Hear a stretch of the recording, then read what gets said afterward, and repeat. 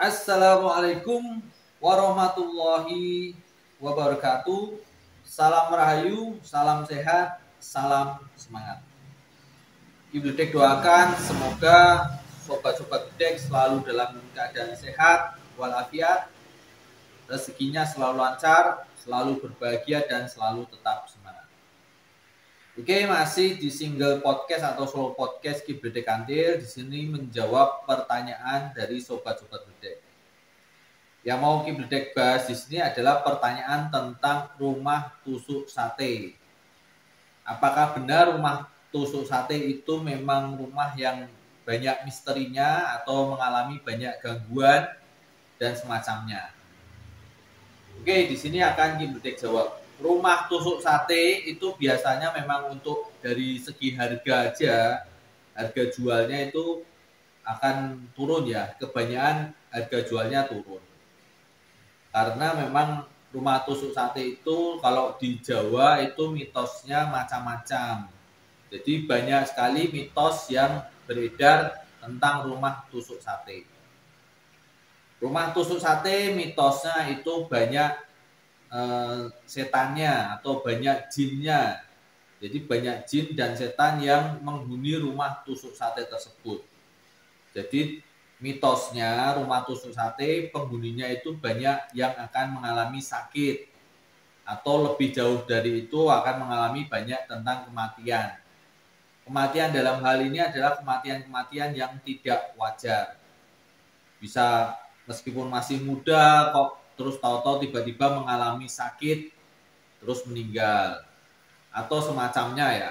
Jadi rumah tusuk sate ini memang sejak zaman dulu itu memang pantangan untuk ditinggali atau banyak orang yang menghindari beli rumah tusuk sate. Pertanyaannya apakah benar semacam itu? Di sini akan Ibledek jelaskan secara ilmiahnya. Kalau masalah mitos itu kan memang sudah beredar semacam itu ya, mitosnya itu sudah beredar semacam itu. Cuman penjelasannya bagaimana itu yang kadang banyak orang yang belum tahu. Jadi disimak dari awal sampai akhir. Jadi bagaimana mitosnya rumah tusuk sate itu yang bisa dijelaskan secara ilmiah dan bagaimana untuk menetralisir rumah-rumah tusuk sate. Oke, yang pertama, rumah tusuk sate itu memang tidak enak. Dalam hal tidak enak, kalau kalian punya mobil atau punya kendaraan, atau kalian ada tamu yang akan naik mobil atau kendaraan, itu tidak atau sulit untuk parkir di depan rumah. Karena itu namanya tusuk sate kan ada jalan ya, jalan yang jadi untuk simpangan mungkin bisa, cuman untuk putaran atau orang yang mau memutar itu akan mengganggu orang lain.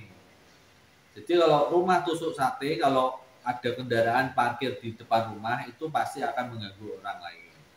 Itu yang pertama yang tidak enaknya, secara kasat mata tidak enaknya gitu. Terus yang kedua, rumah tusuk sate itu memang biasanya orang yang tinggal di rumah situ akan mudah masuk angin, mudah meriang. Itu sebetulnya ada penjelasannya ya.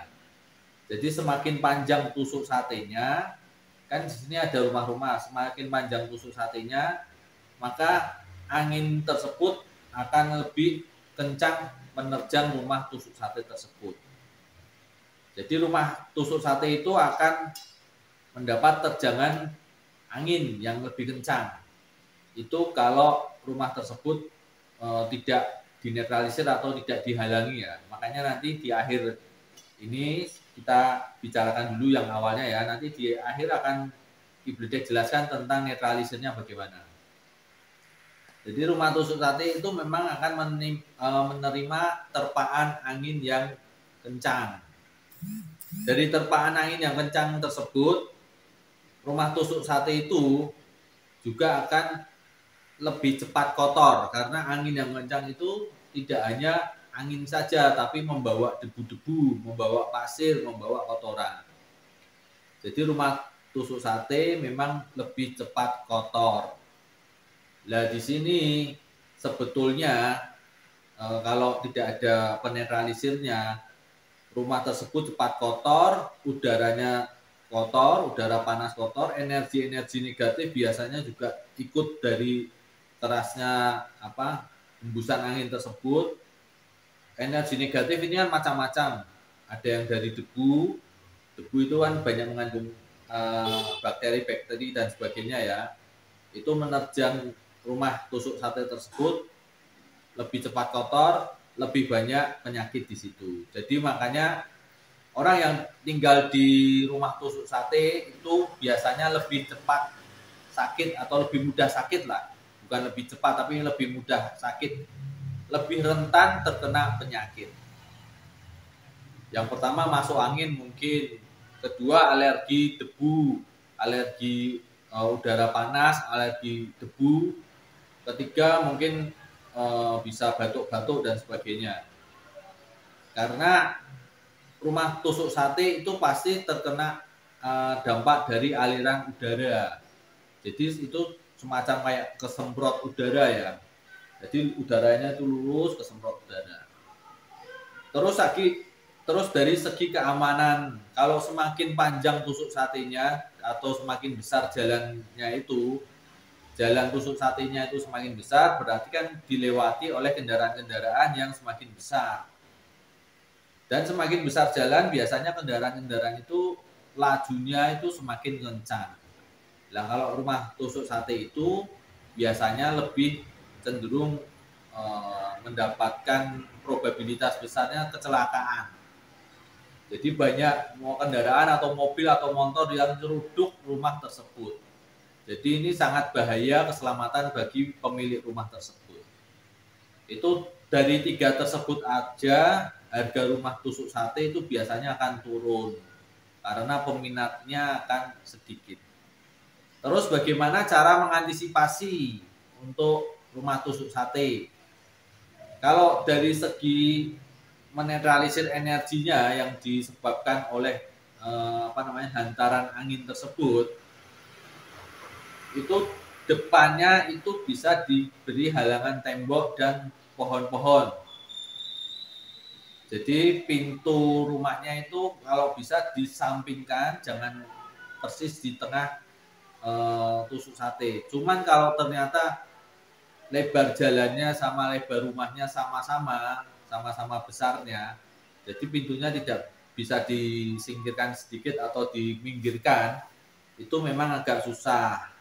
Cuman kalau jalannya itu sama lebar rumahnya lebih lebar rumah, pintu ruang tamu, pintu yang masuk ke rumah, pintu utama masuk rumah itu bisa agak singkirkan, tidak berhadapan dengan jalan.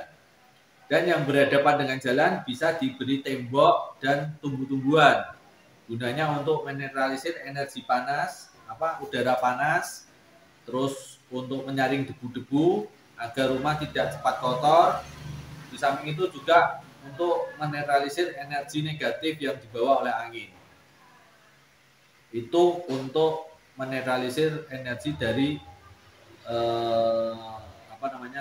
angin ya. Energi yang dibawa oleh angin itu netralisirnya pakai itu. Cuman kalau masalah kendaraan itu memang tidak bisa ya.